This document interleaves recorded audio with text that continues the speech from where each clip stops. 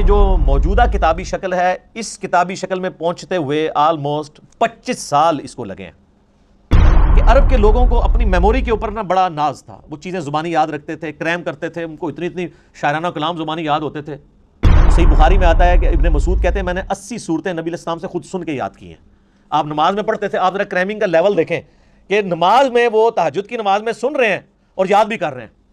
میرے بھائیوں، قرآن حکیم کی یہ جو موجودہ کتابی شکل ہے، اس کتابی شکل میں پہنچتے ہوئے آلموسٹ 25 سال اس کو لگے ہیں۔ اس 25 سالوں میں نبی علیہ السلام پہ جو قرآن نازل ہوا ہے وہ والے 23 سال شامل نہیں ہے، اس کے بعد 25 سال لگے ہیں اس شکل میں آتے ہوئے۔ اس کی حکمت میں آپ کو اگلے پوائنٹس میں بتاتا ہوں۔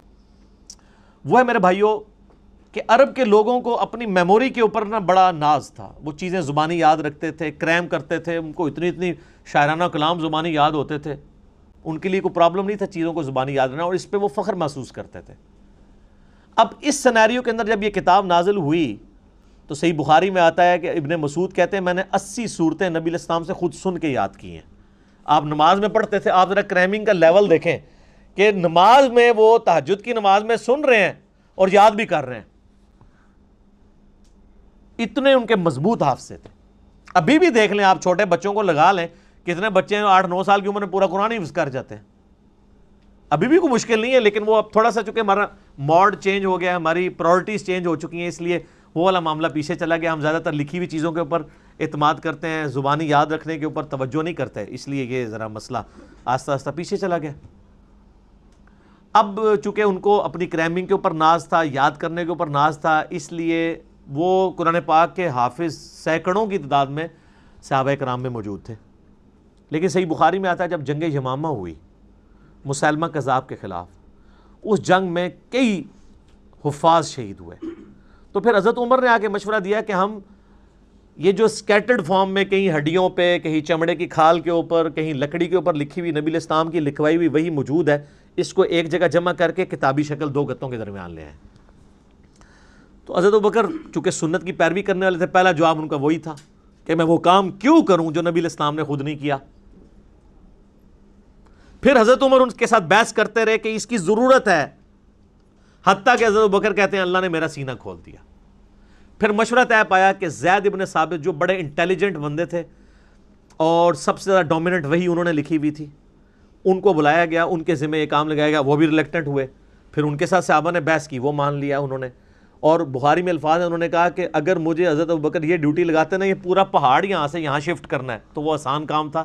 قرآن پاک کی ذمہ داری میرے پہ لگانا ایک پوری امت کے اعتبار سے میرے پہ بڑی ذمہ داری تھی۔ زبانی لوگوں کو یاد تھا، آج بھی حافظ ہی اس کو پڑھ کے اینڈ پہ آپ دیکھتے نہیں لکھا ہوتا ہے ہم نے قرآن کو حرف بحرف پڑھا، اس میں کوئی غلطی نہیں ہے، یہ کوئی نسخے سے نہیں میچ کرتا، کریمنگ کوئی حفاظ نہیں اس کو۔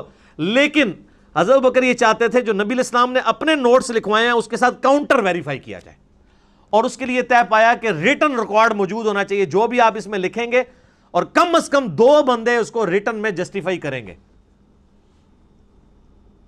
لیکن اس میں ایک آیت ایسی تھی کہ جس کا ریٹن ریکارڈ صرف ایک بندے کے پاس تھا، صحیح بخاری میں آتا ہے، وہ تھے حضرت خزیمہ ابن ثابت انصاری رضی اللہ تعالیٰ عنہ، اور کسی کے پاس مل نہیں رہا تھا۔ صحابہ کو یہ اجداج سے پتا تھا، کیونکہ الفاظ ہیں کہ گم پائی، تو گم وہی بندے کو پتا ہوتا ہے جس کو یاد ہو کہ میں نے سنی ہوئی ہے اور اب لکھی بھی نہیں مل رہی۔ جب یاد بھی نہ ہوتے، اس کے بعد صحابہ کو یہ اجداج میں تھی کہ یہ آیت ہے، ریٹن فارم میں حضرت خزیمہ کے پاس ملی، دوسرا کوئی گواہ نہیں تھا۔ پھر صحابہ کو یاد آیا کہ ان کی تو گواہی حضور نے 2 کے برابر کی ہوئی ہے، اور وہ معجزہ آپ کی وفات کے بعد ظاہر ہوا۔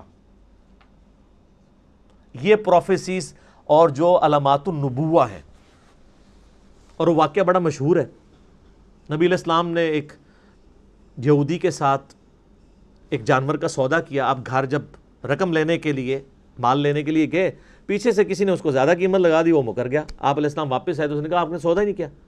آپ نے فرمایا تم مجھے نہ دو لیکن کم از کم مجھے جھوٹا تو نہ کرو۔ انہوں نے کہا نہیں، آپ نے سودا ہی نہیں کیا، اگر کیا تو گواہ لائیں۔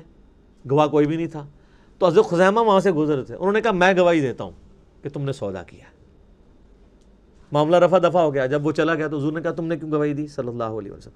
ان کا یا رسول اللہ میں نے آپ کے کہنے پہ اتنی بڑی بڑی گواہیاں دی ہیں، تو یہ تو بہت چھوٹی گواہی ہے، آپ کی شخصیت کو جب میں نے مان لیا، یعنی ہمارے پورے دین اسلام کی بنیاد جو ہے نا وہ رسول اللہ پہ کھڑی ہوئی ہے صلی اللہ علیہ وسلم۔ اس قرآن کو ہم نے اللہ کی کتاب کس کے کہنے پہ مانا ہے؟ نبی صلی اللہ علیہ وسلم کے کہنے پہ۔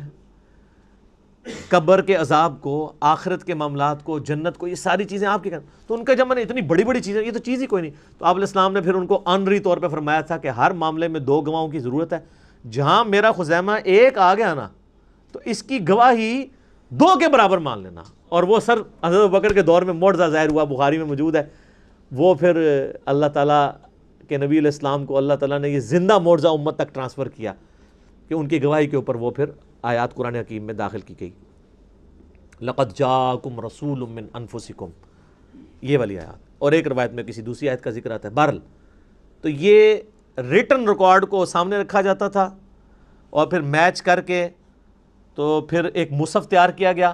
وہ مصحف پوری زندگی حضرت ابوبکر کے پاس رہا، حضرت ابوبکر کی وفات کے بعد حضرت عمر کے پاس رہا، حضرت عمر نے اپنی وفات کے بعد ام المومنین اور اپنی بیٹی سیدہ حفصہ کو دے دیا، اور یہ سیدہ حفصہ کے پاس وہ مصحف تھا جو حضرت ابوبکر نے لکھوایا۔ یہ بخاری کی حدیث یہاں پہ کنکلوڈ ہو جاتی ہے۔